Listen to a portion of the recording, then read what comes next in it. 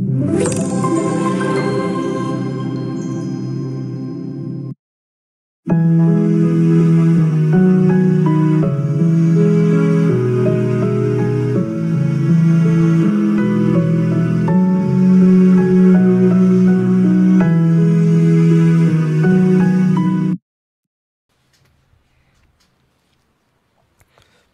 15 వచనాలు మనం అందరం కలిసి చదువుదాం.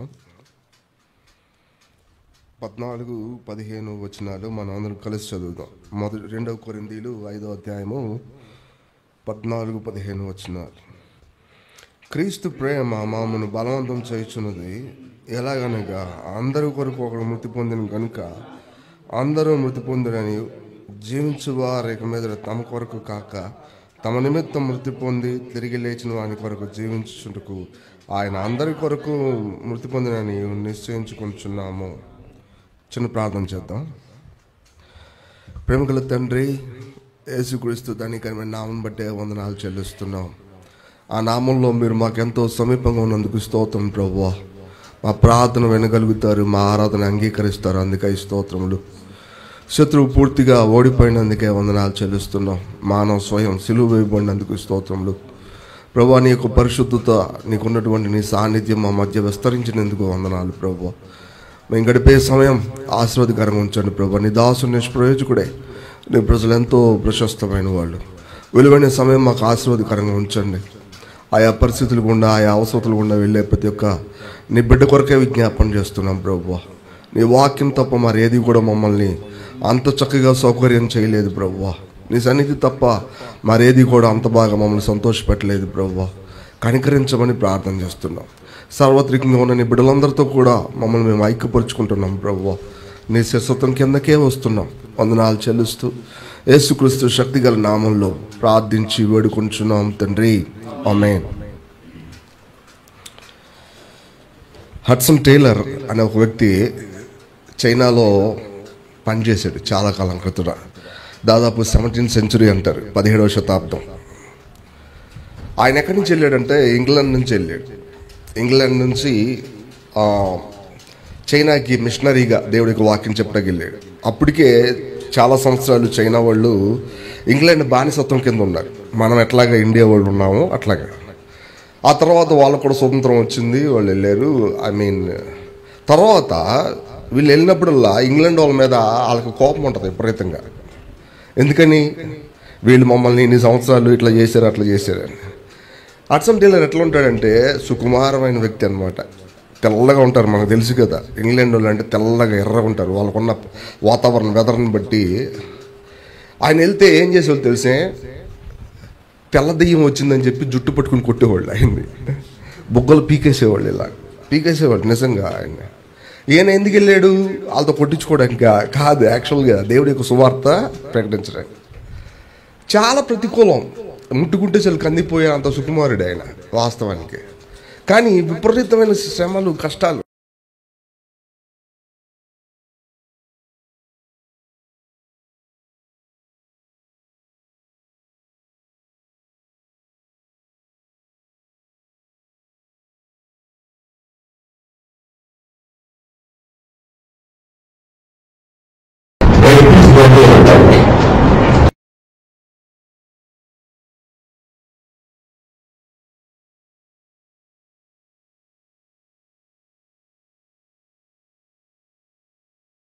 ఆ అరికాలు పూర్తిగా రక్తసిక్తం అయిపోయేదంట.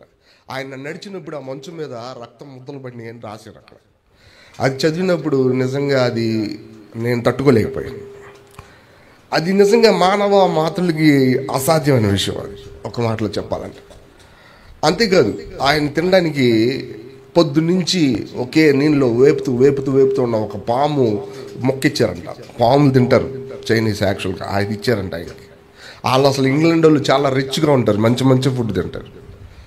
మీరు గమనించండి, ఆ మనిషి అంత చేసిన తర్వాత చాలా సెటిల్ అయ్యారు, మినిస్ట్రీ పెద్దదైంది. ఇన్లాండ్ ఈ మిషన్ అనే ఒక మిషన్ స్థాపించిన వ్యక్తి ఆయన. ఈ రోజుకి చైనాలో క్రిస్టియానిటీ ప్రబలిందంటే దానికి మూలం ఈ మనుషుడే. దాదాపుగా చాలామంది బ్రిటిష్ మిషనరీలు ఉన్నారు, కానీ ఈ మనుషుడు చేసినటువంటి పెద్ద విషయం.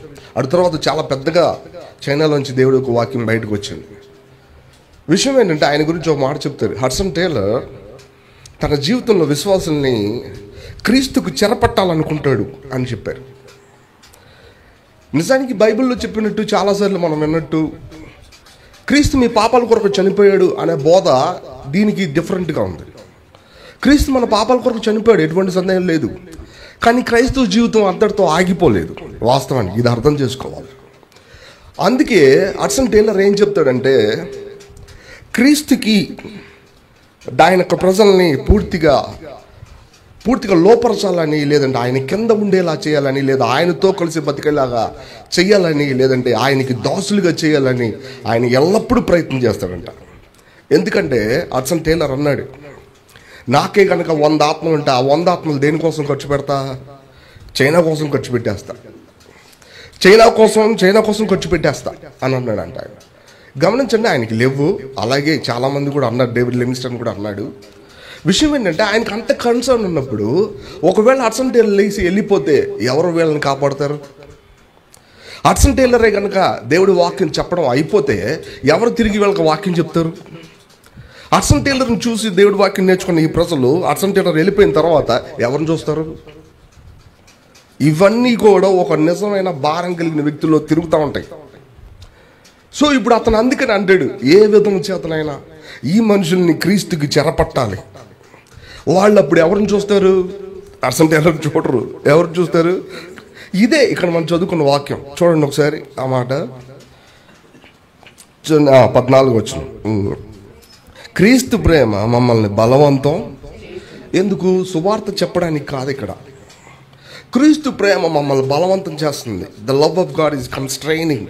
అంటే అసలు నిమిషం కూడా ఖాళీగా కూర్చొని ఇవ్వట్లేదు.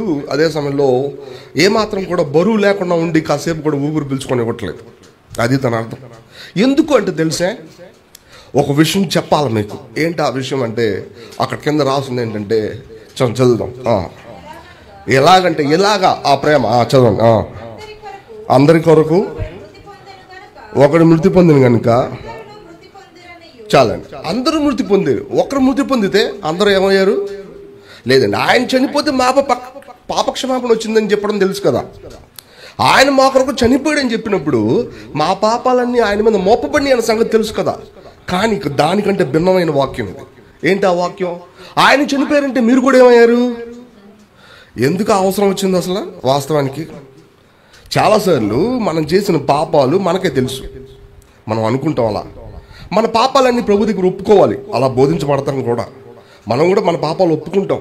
సో క్రీస్తు ప్రభు మన పాపాలు క్షమించేసాడు. ఇప్పుడు మనం పవిత్రులం అయిపోయాం. మనం చచ్చిపోవాల్సిన అవసరం ఏముంది? నన్ను అడిగినామండి. యాక్చువల్గా చాలాసార్లు దేవుడి దగ్గరికి వెళ్ళేటప్పుడు ఒక భక్తుడి యొక్క హృదయం ఇలాంటినే ఉంటుంది, ఇట్టనే ఉంటుంది. మనం దేవుడి దగ్గరికి వెళ్ళి దేవుడికి కొంత అర్పించుకోవాలి. ఇంకొంచెం గొప్ప భక్తి అంటే మనలో ఉన్న తప్పులు ఒప్పుకోవాలి, ఇంకంతే. కానీ నిజానికి బైబిల్ దీనికంటే భిన్నమైంది. దీనికంటే కూడా ఉన్నతమైన అంతస్తులో దేవుడికి వాక్యాన్ని బోధిస్తుంది. ఏంటో తెలిసే, ఆయన చనిపోయాడంటే మీరేమయ్యారు? మీరు కూడా చనిపోయారు. ఎందుకు చచ్చిపోవాలి? మేము కూడా చచ్చిపోతే అది ఎట్ట కుదురుతుంది? నిజంగా మేము చచ్చిపోతే అది అసలు ఏమాత్రం కూడా అంగీకారయుతం కాదు. మీరు గమనించండి, మన యొక్క ఈ లొకాలిటీలో ఈ ప్రభుత్వంలో చాలామందికి యావజ్జీవ కారాగార శిక్ష విధిస్తారు. యావజ్జీవం అంటే దాదాపు జీవితం అంతా. చాలా కొద్ది మందికి మాత్రమే ఏం చేస్తారు? ఉరి శిక్ష వేస్తారు. ఎందుకు ఉరి శిక్ష వేస్తారు తెలిసే? ఎందుకు ఉరి శిక్ష వేస్తారు? చెయ్యరాంతో అసలు యాక్చువల్గా మీకు చెప్పిన కరెక్టే. అసలు విషయం ఏంటంటే, అతను ఇక జీవించడానికి పనికిరాడు.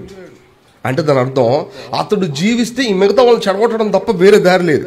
అంటే అతనిలో ఒక ఎలిమెంట్ ఉంది, అది ఇన్క్యూరబుల్, దాన్ని నయం చేయలేము మనం. అతనిలో ఒక రోగం ఉంది, అది తప్పు చేసే విధానం, దాన్ని మనం బాగు చేయలేము. సో అందుకని అతను ఏం చేయాలి? టెర్మినేట్ చేసేయాలి. నిజానికి మన పరిస్థితి అది అనే సంగతి మనకు అర్థం కాదు. సమస్య ఏంటంటే మన పరిస్థితి అది అని మనకు అర్థం కాదు. మనం ఎన్నిసార్లు చూసినా మనం ఏం తప్పు చేసాం అని ఆలోచిస్తాం. అంతేకాదు మనుషుల మంది కూడా నేనేం తప్పు మాట్లాడాను, నేనేం తప్పు చేశాను అని చెప్పి మనల్ని మనం వాదిస్తాం కదా. కానీ నిజానికి దేవుడు అంతరంగాన్ని చూచునని, ఆ అంతరంగం నుంచి ఉత్పత్తి అయ్యే ప్రతి తలంపు వెనకాల దాగి ఉన్న దేవుడి యొక్క మరి ఆ పాపాన్ని దేవుడు చూస్తాడని మనం మర్చిపోతాం చాలాసార్లు. మనకు బాగా తెలిసిన వచనం చదువుదాం. రోమాపత్రిక 3:23 దయచేసి చూడండి.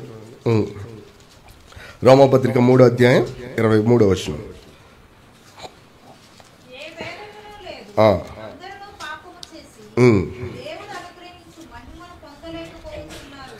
ఏ భేదం లేదు, అందరూ పాపం చేసి. దాని అర్థం ఏంటంటే స్త్రీ అని పురుషుడు అని, స్త్రీ పురుషుడు కాకపోయినా సరే, అదే సమయం చిన్నోళ్ళు పెద్దోళ్ళని, చదువుకున్న వాళ్ళు చదువులేరని, ధనవంతులు బీదలని, ఇంక ఇట్లాంటి భేదాలు ఏం లేవు. అందరూ ఏం చేశారు? పాపం చేసి దేవుడు అనుగ్రహించే మహిమను. నిజానికి పాపం ఎవరు చేస్తారు? నేను సడన్గా ప్రశ్న అడిగితే ఏమనుకోబాగండి. నిజానికి పాపం ఎవరు చేస్తారు? ఈ పాట కరెక్టే, నిజం మనుషులు చేస్తారు. ఎందుకంటే మనుషులందరూ ఎవరు? పాపులు. వాస్తవానికి ఇక్కడ విషయం ఏంటంటే పాపి అని ఎవరిని అంటారంటే పాపం చేసినోడే కదా. మరి పాపం ఎవరు చేస్తారు? పాపులే చేస్తారు. ఇక్కడ విషయం ఏంటంటే పాపులు పాపం చేస్తారు. మన కంటి ముందుకి ఒక కుక్క వచ్చి ఆగింది అనుకోండి, ఉదాహరణకి ఎగ్జాంపుల్. ఆ కుక్క మొరగకుండా అట్టాగా నుంచుంది అనుకోండి, ఈ కుక్క మాట్లాడిద్ది అని ఎవరు అన్నా అనుకోండి, నమ్ముతారా? అదేం చేసిద్ది? ఒక అరగంట లేట్ అయినా మొరిగిద్ది. అది ఇప్పుడు మొరగలేదు, కానీ దాని స్వభావం అంతా ఏంటి? ఇక్కడ యాక్చువల్గా మనుషుల యొక్క తత్వం ఇది. By birth we are sinners. మనం పాపులు. ప్రస్తుతానికి కొంత ఏజ్ వరకు తల్లిదండ్రుల యొక్క క్రమశిక్షణ కింద బతికాం కాబట్టి, లేదంటే మంచి లొకాలిటీలో ఉన్నాం కాబట్టి, కనీసం తప్పుగా మాట్లాడటం కూడా కష్టంగా ఉంది కాబట్టి, ఇక వీళ్ళ జీవితంలో తప్పు చేయరు అని చెప్తే అదొక పెద్ద తప్పు. గుర్తుపెట్టుకోవాలి. ఎందుకో తెలుసా? మనిషి లోపల ఏముంది? పాపం. అది వీళ్ళు ఎదిగే కొద్ది పెరుగుతానే ఉంటుంది అది. కానీ మనం చాలాసార్లు దేన్ని అంటాం తెలుసా? అబ్బాయి తప్పు మాట్లాడినప్పుడు తప్పుడోడు అంటాం. కానీ బైబిల్ ఏమన్నా తెలుసా? ఆ అబ్బాయి తప్పుడోడు కాబట్టి తప్పే మాట్లాడతాడు అది చెప్తాడు. మనం చాలాసార్లు దేన్ని చూస్తామంటే చేసిన పాపాలు చూస్తాం, కానీ నీ లోపల నిలిచి ఉన్న పాపాన్ని మనం చూడం. చూడండి, రోమాపత్రిక 3:25. రోమాపత్రిక పూర్వం చేయబడిన పాపాలు అంటే దేర్ ఆర్ మెనీ సిన్స్.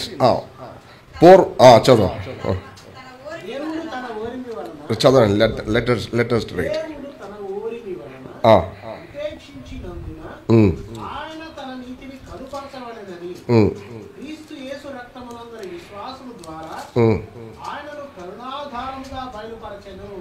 ఇక్కడ విషయం ఏంటంటే కరుణాధారం అంటే కొంత క్రైమ్ చెల్లించి అది మనకి ఇవ్వాలి అని మనం చాలాసార్లు డీల్ ఏర్పాటు చేసుకుంటాం. బిజినెస్ ఉంటుంది, వ్యాపారం మధ్యలో ఏంటి అంతెందుకు? మనం కొట్టు దగ్గరికి వెళ్ళి ఏమిస్తారు? మీరు డబ్బులు ఇస్తే వాళ్ళు వస్తువు ఇస్తారు, వీళ్ళిద్దరి మధ్యలో డీల్, వ్యాపారం అది. కానీ ఇక్కడికి వచ్చి ప్రభుకి ఏదో ఇచ్చినందున అది మనకి ఇవ్వాల. ఆయన కరుణాధారంగా అంటే జస్ట్ ప్లీజ్ అని అడిగినంతే చాలు ఇచ్చేస్తాడు ఆయన. అది కరుణాధారం అంటే ఒక్క మాటలో నువ్వు పొందడానికి అర్హుడు కాదు, బట్ కానీ హీఈస్ రెడీ టు గివ్. ఆయన సిద్ధంగా ఉన్నాడు. ఎందుకంటే he was full of mercy. ఆయన కనికరంతో నింపబడిపోయాడు. నీ బదులు పూటపడడానికి, నీ బదులు చనిపోవడానికి, నీ బదులు నీ పాపం యొక్క శిక్షను అనుభవించడానికి హీఈస్ రెడీ. సో అలాగా నువ్వు పూర్వం చేసిన పాపాల విషయంలో క్షమాపణ దొరికింది. ఎట్లా అంటే ఆయన రక్తాన్ని బట్టి. ఆయన రక్తం నువ్వు ఒప్పుకోగానే ఆ పాపాలన్నింటిని ఏం చేసింది? కడిగేసింది. కానీ ఇంకొకటి ఉంది చూడండి, అది రోమపత్రిక 7వ. వీటిని మనం గుర్తుపట్టకపోతే క్రైస్తవ జీవితంలో ఉన్నటువంటి సున్నితమైన విషయాన్ని మిస్ అవుతాం, సంతోషాన్ని పోగొట్టుకుంటాం. చూడండి 14. అయ్యో, రోమపత్రిక 7:14.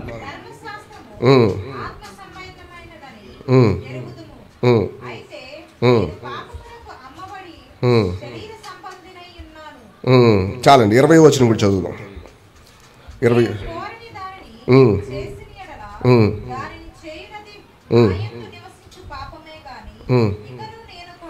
ఏమన్నారు అపోస్తులుడు? తనకి మంచి చేయాలని తన హృదయంలో ఉంది, కానీ మంచి చేయాలనుకున్నప్పుడే తన లోపల ఉన్న వేరే శక్తి బయటికి లేచి మంచి చేయకుండా చేస్తుంది. అంతేకాదు, నేను ఏదైతే వదిలేయాలనుకుంటున్నానో దాన్ని చేసేలా చేస్తుంది. మళ్ళీ మనం అందుకే చాలాసార్లు మర్చిపోతుంది. ఏ రోజు శుభ్రంగా ఉందాం అనుకుంటామో ఆ రోజే ఆ పదం ప్రతి ఒక్కరి నోట్లోంచి వచ్చింది. ఆలస్యంగా తొందరగా ప్రతి ఒక్కరిలో వచ్చింది. ఈ రోజు నేను అసలు ఏం మాట్లాడకూడదని ఈ రోజే నాతో గొడవ పెట్టించారు. ఇట్లా అంటారా? లేదు, గ్యారంటీగా అంటారు. ప్రతి ఒక్కళ్ళు అంటారు. ఎందుకో తెలిసే? అదేదో సింపుల్గా చెప్పే ఒక రకమైన వాడుకునే మాట కాదు, అది నిజమైన ఎక్స్పీరియన్స్. అదేంటో తెలిసే, తమ లోపల నివసించే ఒక పాపం అనే ఒక వ్యక్తి. అది నియమం అని చెప్పండి, ఏదని చెప్పండి. నియమం అంటే ఏంటి? పైకి ఏదైనా వేసామనుకోండి ఏమవుతుంది? కింద పడిద్ది. అది నియమం. నిప్పులో చేయబడితే ఎలా ఉంటుంది? అంతేగా నిప్పులు చేయబట్టి కాలకుండా ఉండాలంటే కుదరదు. అది నియమం, దేవుడు పెట్టింది అది. సో అట్లనే మన లోపల ఆ నియమం ఉంది. అదేంటో తెలిసే, ఎంతసేపు పాపం వైపు లాగుతూ ఉంటుంది, ఎంతసేపు పాపం యొక్క ఆశ చూసి ఆశపడతా ఉంటుంది. అది మీ లోపల ఉంది. దాన్ని మనం మర్చిపోయి నేను ఎప్పుడు పాపం చేశానో అప్పుడే పాపినని నేను చెప్పాను అనుకోండి, నాకు సరిగ్గా తెలిసిందా నా గురించి? తెలియలే. అందుకని యేసు యొక్క రక్తం నా పాపాలు కడుగుతుంది. దేవుడు ఇందా సోదరుడు చెప్పాడు, పరిపూర్ణమైన రక్షణ. నిజమే, దేవుడిచ్చింది సంపూర్ణమైంది. కానీ అదే సమయంలో నా క్రియలు మాత్రమే క్షమించబడి నా స్వభావం మార్చబడకపోతే దాన్ని నేను ఎలా సంతోషిస్తాను? సో దేవుడు దానికోసం ఏర్పాటు చేశాడు. నాలో నివసించే పాపాన్ని నేను చూడకపోతే దాన్ని నేను ఎలా ద్వేషిస్తాను? ద్వేషించలేను కదా. ఇప్పుడు నాలో నివసించే పాపం ఎట్టుందో తెలిసే, నరాల్లో జీర్ణించుకుపోయింది నాకు. అది దానిలోంచి తీసి నన్ను పక్కన పెట్టలేరు. ఏం చేయాలి తెలిసే? దాన్ని చంపాలంటే దేవుడు ఏం చేయాలి తెలుసా? నన్ను చంపాలి. ఇక్కడ విషయం అది. అందుకే అపోస్తలుడు పౌలు అన్నాడు, మీలో నివసించే ఆ పాపం ఇన్క్యూరబుల్, అది ఏమాత్రం కూడా నయం చేయలేనిది. అందుకని దేవుడు ఏం చేశాడు తెలిసే, క్రీస్తు యేసులో ఆయన చనిపోయినప్పుడు మిమ్మల్ని కూడా చంపేశాడు. ఇది అసలు విషయం. చంపేయడం ఏంటండి? ఇంకా బతికే ఉన్నాం కదా, ఇంకా బతికే ఉన్నాం. చంపేయడం చూడండి, ఒక వాక్యం గలతీయులకు రాసిన పత్రిక 2వ అధ్యాయం, గలతీయులు రాసిన పత్రిక 2వ అధ్యాయం 20వ వచనం.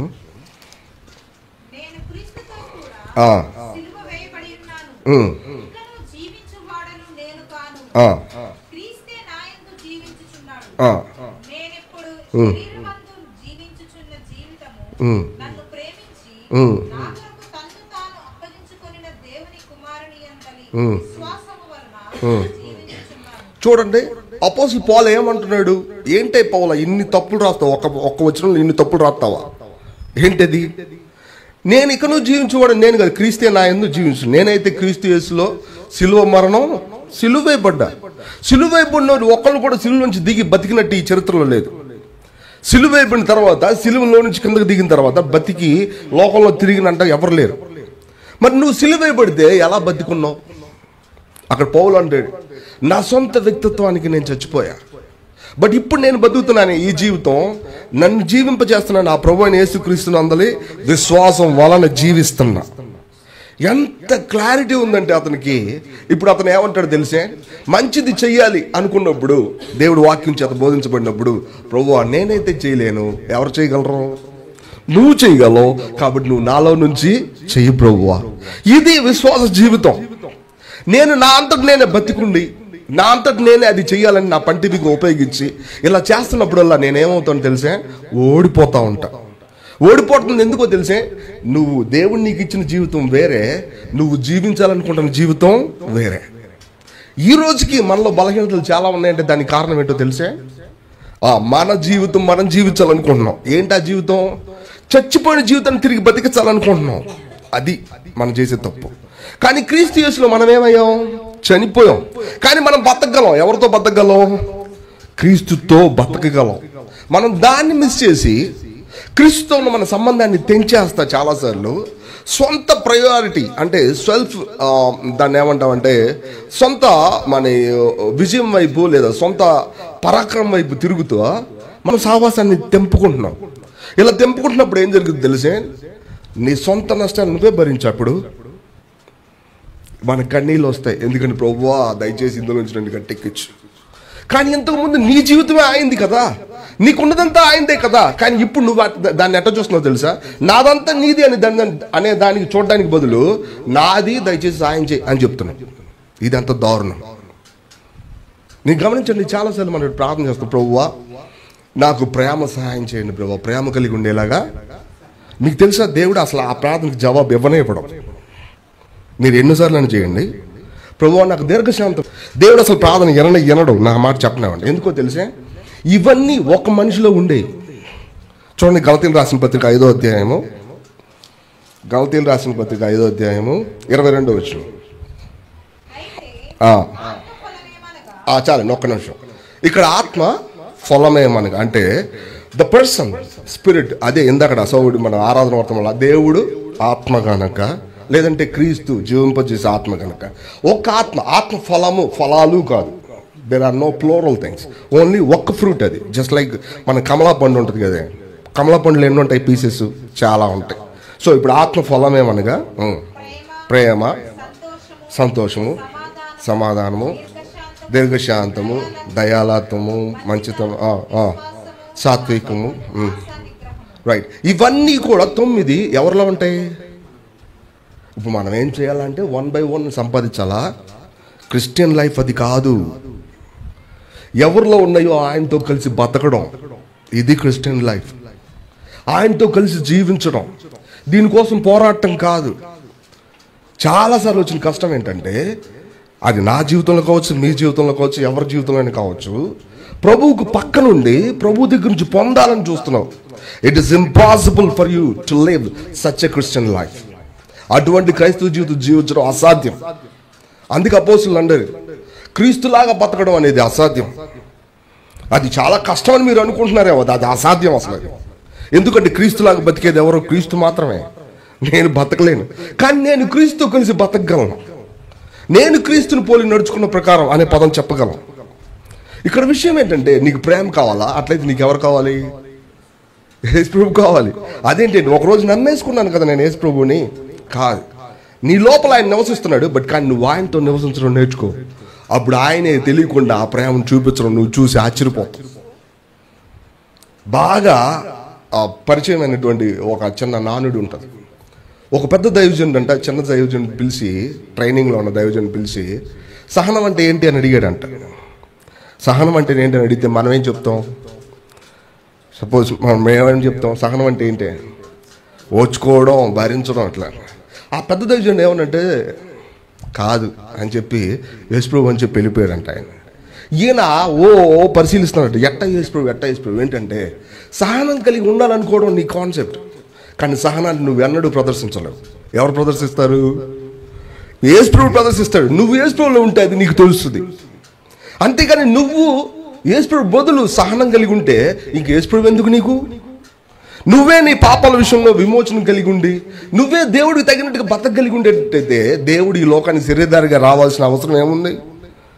మీరు గమనించారా? అపోస్తులు దేవుడు ప్రేమ మమ్మల్ని బలవంతం చేస్తుంది. ఎందుకో తెలిసే, కొరింథీయులు చాలా మంది తమ లోపల చాలా వీక్నెసెస్ కలిగి ఉన్నారు, కానీ కలిగి ఉన్న కొద్దిపాటి విజయాలు, అంటే 100 పొరపాట్ల నుండి ఒక్క విజయం ఉంటే దాని గురించి గొప్ప చెప్పుకుంటున్నారు. కొరింథీయుల యొక్క సమస్య ఏంటంటే, వాళ్ళ జీవితంలో ఉన్న 100 మిస్టేక్లు, 100 పడిపోటాలు పక్కన పెట్టారు. ఒక్కదాని విషయంలో ఆ నిమిషానికి బతికినందున ఆ దాన్ని గొప్ప చెప్పుకుంటున్నారు. అది పౌలు చూసి మిక్కిలి బాధపడుతున్నాడు. అది కాదు క్రిస్టియన్ లైఫ్, అది కాదు కొరింథీయులారా, అది కాదు. ఏంటో తెలుసా క్రిస్టియన్ లైఫ్? దేవుడి ప్రేమ మమ్మల్ని బలవంతం చేస్తూ ఉంది. ఏంటంటే అది ఆయన చనిపోయాడంటే మీరు కూడా ఏమయ్యారు? చనిపోయారు. నెక్స్ట్ వచ్చిన చదువుదాం. 2 కొరింథీ 5వ అధ్యాయం 14 వచనం చదువుదాం. 2 కొరింథీ 5వ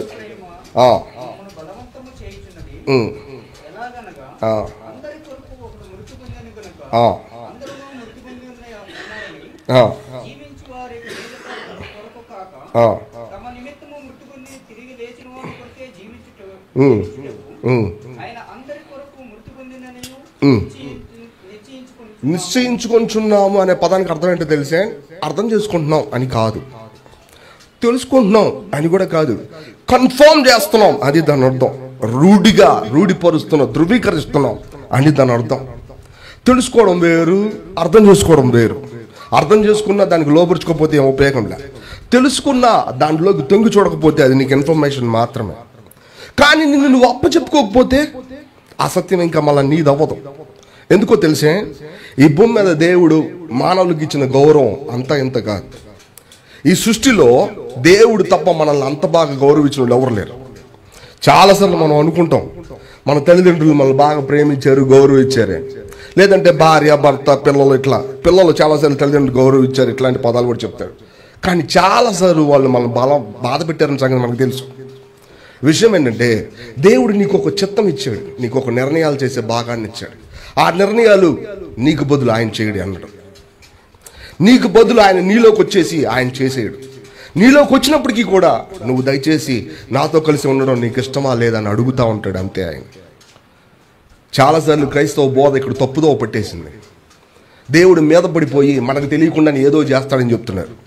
ఎన్నడూ బైబిల్లో అలాంటి సంఘటన లేనే లేదు. దేవుడు మన మీదకి వచ్చినప్పుడు, దేవుడు యొక్క దర్శనాన్ని చూస్తున్నప్పుడు మన మెదడు చక్కగా వర్కౌట్ అవుతుంది. మనం ఏది చూస్తున్నామో దాన్ని చెప్పగలిగేలా మన మనసు చక్కగా కార్యసాధకం అయి ఉంటుంది. అంతేగాని మీద పడి మనకు తెలియంది చేసినట్టు బైబిల్లో ఎన్నడూ లేదు. అలాంటిది ఖచ్చితంగా తప్పుడు బోధ, బైబిల్కి తెలియంది ఒక మాట దేవుడు కానిది. ఇది గుర్తుపెట్టుకోవాలి. విస్తరించున్నారు ఇటువంటి బోధలో చాలామంది క్రిస్టియానిటీలో.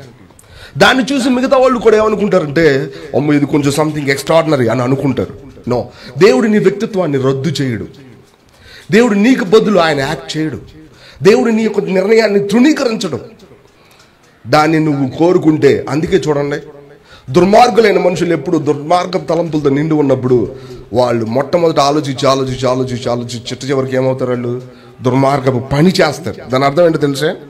ప్రాక్టీస్ మేక్స్ మ్యాన్ పర్ఫెక్ట్ అనే పదం ఉంటుంది. కాదు, ఒక మనిషిని దేవుడు కోరుకుంటుంటే దేవుడు అది ఇచ్చేస్తాడు. అది దాని అర్థం. వాడికి చెప్తుంటాడు ఇది తప్పు తప్పు తప్పు అని. లేదు, అదే కోరుకుంటుంటే దేవుడు ఏం చేస్తాడు, అది ఇస్తాడు. అది దాని అర్థం. దాని అర్థం ఏంటో తెలుసా? నేనే నేను చేసింది, కానీ నీ జీవితం నీకే ఇచ్చాను. నువ్వేది కోరుకుంటే అదే. నువ్వేం కోరుకుంటావు? నీలో నిలిచి ఉండి నిన్ను కూడా సిలువలో చంపేసి ఆయనతో పాటు తిరిగి లేపి ఆయనలాగా నువ్వు కూడా జీవించడానికి ఇష్టపడిన దేవుడికి అప్పు చెప్పుకుంటావా నీ లోపల నివసించే వ్యక్తికి? లేకపోతే నీ సొంతానికి బతకడానికి ఒప్పుకుంటావా? నిర్ణయం ఇక్కడ. నువ్వు ఎంతవరకు యేసు ప్రభు కోసం బతికావు అనేది అడగట్లేదు ఇక్కడ. నువ్వు యేసుక్రీస్తు ప్రభు కోసం బతకడానికి నిర్ణయం చేస్తావా? ఇది ఇక్కడ యాక్చువల్గా ఉన్న విషయం. చూడండి ఒక వచనం, ప్రకటన గ్రంథం 22వ అధ్యాయం 17వ వచనం. Book of revolution 22nd chapter 17th verse. మనం చదువు. ఆత్మయు పెండ్లి కుమార్తెయు రమ్ము అని చెప్పుచున్నారు. వినువాడును వినువాడు రమ్మని చెప్పాలి. చూడండి, దప్పికొనిన వాడిని రానేమో, ఇష్టించు వాడిని. చూసారా? నిర్ణయం చేసిన వాడికి జీవజలం ఏమవ్వాలా? నీకు చాలా థర్స్టీ ఉందనుకోండి, దప్పిక అయిందనుకోండి, నా దగ్గర చాలా 20 లీటర్ల క్యాన్ ఉంది. ఇది నేను ఇవ్వను అంటే కుదిరి మీకు దప్పిక తీరితే ఈ సృష్టిలో ఎక్కడా లేదు. జీవజలపు ఓనరు ఆయన. ఆ ఓనరు ఇంతకు ముందు కాలంలో ఎవరికి ఇవ్వను అన్నాడు. అందుకని దప్పికున్నా ఇట్ డజంట్ మ్యాటర్, వాళ్ళకి అసలు పట్టించుకోలేదు. కానీ ఇప్పుడు దప్పికున్నవాడు రావడం మాత్రమే కాదు, నిర్ణయం చేస్తే చాలు, నాకు అది కావాలి ప్రభువా, నేను దాంతో జీవిస్తాను ప్రభువా అని అంటే చాలు, ఉచితంగా ఇవ్వడానికి ఆయన రెడీ. చాలాసార్లు క్రిస్టియన్ లైఫ్లో ఉచితంగా వచ్చేదానికి విలువ లేదని అనుకుంటున్నారు. కానీ దాని వెనకాల ఎటువంటి క్రయం చెల్లించబడితే ఆ విమోచన మనకు దొరికింది, ఎటువంటి క్రయం చెల్లిస్తే మన జీవితంలో సారిసారికి వచ్చే దప్పికలు తీర్చబడేలాగా ఆ జీవజలం మనకు అందుబాటులో ఉంటుంది అనేది మనకు అర్థం కాదు. కానీ ఇక్కడ కూడా చూడండి, నిర్ణయం చేయడం it's a most important thing. మనం నిర్ణయం చేస్తామా? నిర్ణయం చేస్తే ప్రభువా నా కొరకు నేను బతకడం కాదు, నేను ఎవరి కోసం బతుకుతా? అప్పుడు ఏమవుద్ది? నీ కష్టాలన్నీ ఎవరి అవుతాయి? ఆయనవి అవుతాయి. ఒక్క మాటలో ఆయనకున్న ఆశీర్వాదాలన్నీ ఎవరి అవుతాయి? ఈయన అవుతాయి. ఇదే అసలు విషయం. చూడండి, 1 కొరింథీ 1వ అధ్యాయం 30వ వచనం చదువుతాం. 1 కొరింథీ 1వ అధ్యాయం 30వ వచనం. 1 కొరింథీ 1వ అధ్యాయం 30వ వచనం.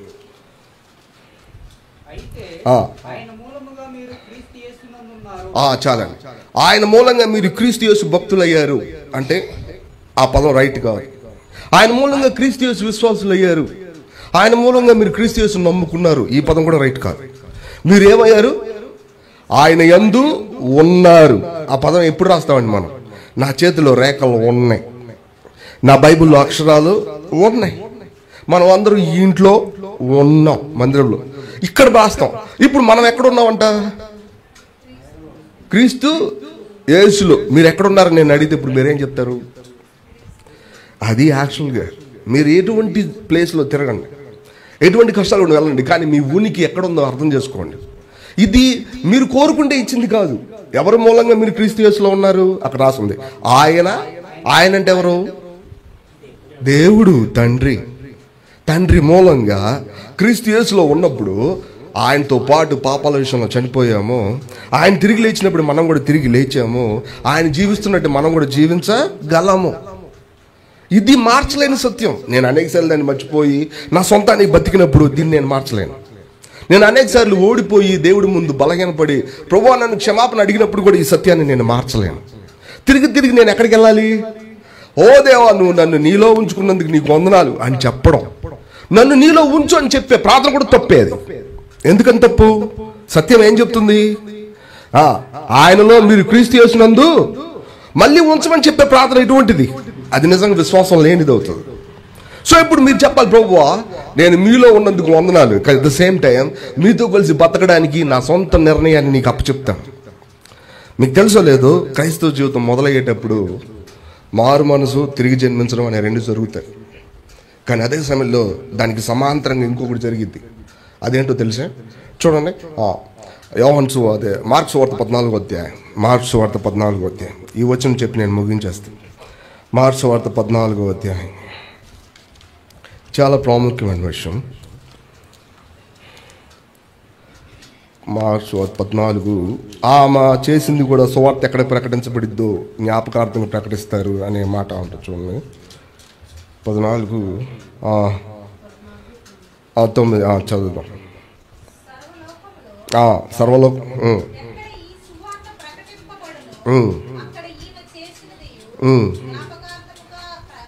ప్రశంసింప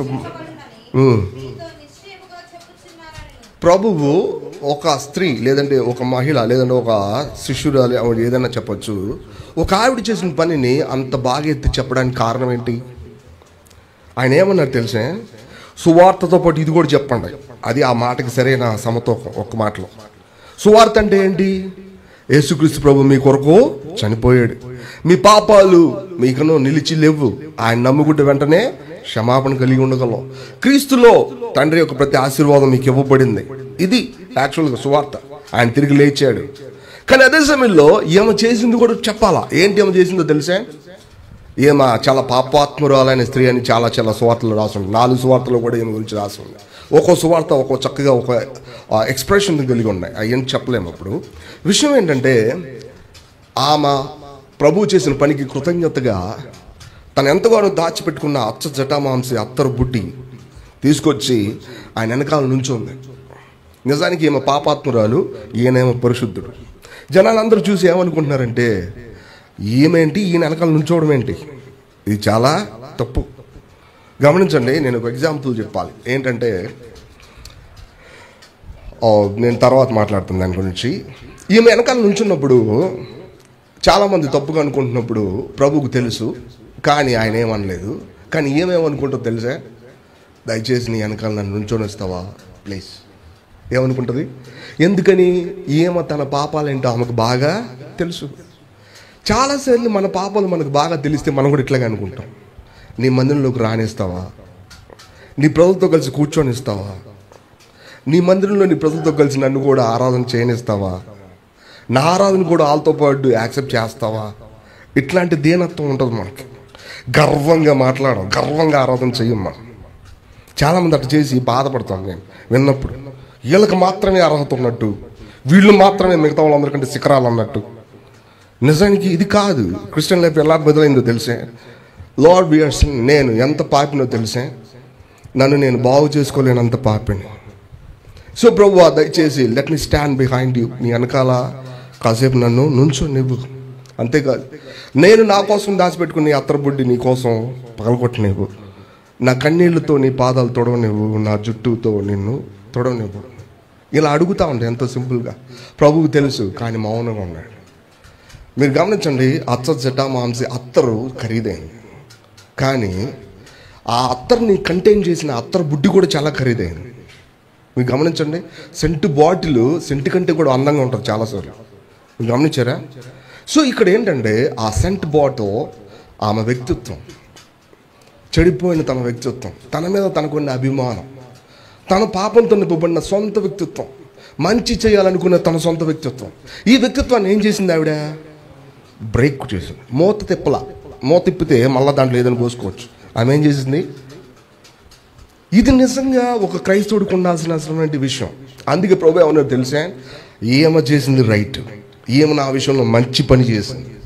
ఎందుకో తెలుసా, ఆయన ఎంతో విలువైన వాడు. ఎంత విలువైన వాడు అంటే ఇలాంటి అచ్చచటామాంస అత్రబుడ్డులు కొన్ని వేలు పగలగొట్టిన అర్హతకు సమానం కాదు. మిగతా వాళ్ళు ఏమనుకున్నారు తెలుసు, చుట్టూ వాళ్ళు, ఎందుకు 300 దేనారాలు కమ్మి ఈ బీదలకు ఇవ్వచ్చు కదా అంటే దాని అర్థం ఏంటో తెలుసా, ఇంత విలువైన దానికి ఆయన సమానం కాదు అన్నట్టు మాట్లాడి కదా. ఇంత విలువైన అచ్చచటామాంస అత్రబుడ్డి ఈయనకు సమానం కాదు. కానీ ఈమెకు తెలుసు ఈయన ఎంతకంటే విలువైన వాడే. తన పాపాలేంటో తనకు తెలిసినప్పుడు, ఎటువంటి క్రయం చెల్లించబడితే ఆమె విమోచించబడుద్ది అది తెలిసినప్పుడు, ఈయన ఇంతకంటే విలువైనవాడు, నా జీవితం ఇంకా ఎన్ని వందలు ఉన్నా అవన్నీ కూడా ఈయనకే అంటదా. చాలాసార్లు మన దృష్టి ఎలా ఉంటుంది తెలుసండి, భౌతికంగా 300 దేనారాలు కమ్మి మోరల్ థింగ్స్ చేయొచ్చు, బీదలకి ఇవ్వచ్చు కదా. ప్రభు అన్నాడు, బీదలు ఎల్లప్పుడు మీతోనే ఉంటారయ్యా, లెట్ హర్ డూ, చేయనివ్వండి. ఎందుకో తెలుసా, ఆమె నా భూస్థాపన నిమిత్తం నాకు ఈ పని చేసింది. కానీ ప్రభు తిరిగి లేచిన రోజు చాలామంది పొద్దున్నే వెళ్ళారు. ఎవరు వాళ్ళు? సిస్టర్స్. ఏం పట్టుకుని వెళ్ళారు? ఈ యొక్క తైలాలు పట్టుకుని వెళ్ళారు. వాళ్ళు లేచినప్పుడు ప్రభుకు పూయగలిగారు. వాళ్ళు పూయగలిగారా? ఎవరు పూసారు? ఫస్ట్ ఏమో పూసింది. ఎవరు ఈమె తెలుసా, తమ సొంత వ్యక్తిత్వాన్ని ప్రభు కోసం అప్పగించినారు.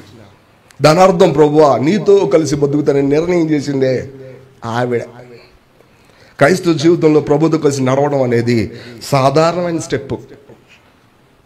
కానీ విచారకరమైన విషయం ఏంటంటే, ఎన్ని సంవత్సరాలు గడిచినప్పటికీ తమ జీవితంలో వచ్చే ఒడిదుడుకులు ఎందుకు ఇలా జరుగుతుంది అర్థం చేసుకోక కన్ఫ్యూజ్ అవుతున్న క్రిస్టియానిటీని చూసినప్పుడు, దేవుడు ప్రేమ బలవంతం చేయకుండా ఎట్లుంటారు? మీ కొరకు చనిపోయిన వాడు మీతోనే జీవిస్తున్నాడనే సంగతి మీకు అర్థమవుతుందా? ఆయనతో కలిసి జీవించడం తప్ప మరి ఏది గొప్పది కాదన్న సంగతి అర్థమవుతుందా? మనం అందరం కలిసి వచ్చినప్పుడు ఆయన్నే మనం సంతోషిస్తున్నాం అని అర్థమవుతుందా? కానీ అదే సమయంలో మనకున్న సొంత వ్యక్తిత్వాన్ని చంపడం ద్వారా అది జరుగుతుందనే సంగతి మనకు అర్థం అవ్వాలి. సో ఈరోజు నిర్ణయం చేద్దాం, ప్రభువా రిమైనింగ్ లైఫ్, నిలబడిన లేదా మిగిలిన జీవితం నేను నీతో కలిసి బతుకుతా. తద్వారా నువ్వు ప్రేమించినట్టే నేను ప్రేమించగలను, నువ్వు చేసినట్టే నేను. చాలాసార్లు మనం ప్రేమ చూపించట్లేదండి. దాని అర్థం ఏంటి? ఈయనకు ప్రేమే లేదండి. అది నిజమేగా. ఈయనకు ప్రేమ, నాకే ప్రేమ లేదు. కానీ ఎవరిలో ఉంది ప్రేమ? నా ప్రభువులో ఉంది. యాక్చువల్గా అది అసలు విషయం. ఈ సంగతి మనకు అర్థమైతే చాలాసార్లు చాలామంది మనుషులు అనే మాటలకి విని సంతోషపడతాం. ఎందుకో తెలిసే, చాలా అర్థవంతంగా మాట్లాడుతున్నారు వాళ్ళు. అది నిజమే. విలియం కేరీని అన్నారంటే, వాక్యం చెప్తున్నప్పుడు, ఈ చెప్పులు కుట్టుకునేవాడు అన్నారంట. పెద్ద పెద్దోళ్ళు, డబ్బులు ఉన్నవాళ్ళు చెప్పులు కుట్టుకునేవాడు అంటే విలియం కేరీ సీరియస్గా లేచి, చెప్పులు కుట్టుకునేవాడు కాదండి, పాత చెప్పులు బాగు చేసుకునేవాడు అన్నారంట ఆయన. గమనించండి, ఏమన్నాడు? చెప్పులు కుట్టుకునేవాడు కాదు, కొత్త చెప్పులు కూడా కుట్టనండి, పాత చెప్పులు బాగు చేసుకునేవాడు నేను, నన్ను అట్టలో ఉన్నాను. ఎట్లా ఒక మనిషి అట్లా తగ్గించుకోగలడు? ఎట్లా ఒక మనిషి నిజంగా ఆ మాటలు కూడా సంతోషించగలడు? ఎట్లా ఒక మనిషి తన తిరస్కారాన్ని ఆనందంగా తీసుకోగలడు? తన నిజమైన పొజిషన్ తెలిసినప్పుడు, క్రీస్తు యేసులో తన స్థానాన్ని అర్థమైనప్పుడు. ఏం చేసి వాళ్ళు క్రీస్తు యేసులో ఏమ స్థానాన్ని పెంచలేరు, తగ్గించడం లేరు. అటుడప్పుడు మనం ఎంత నిబ్బరంగా ఉంటాం, ప్రభుతో కలిసి ఎంత స్థిరంగా ఉంటాం. ఇటువంటి క్రిస్టియన్ లైఫ్ నీ చివరి దినాల్లో దేవుడు కోరుతున్నాడు. దేవుడు అటువంటి జీవితాన్ని మనకు అనుగ్రహించాలి.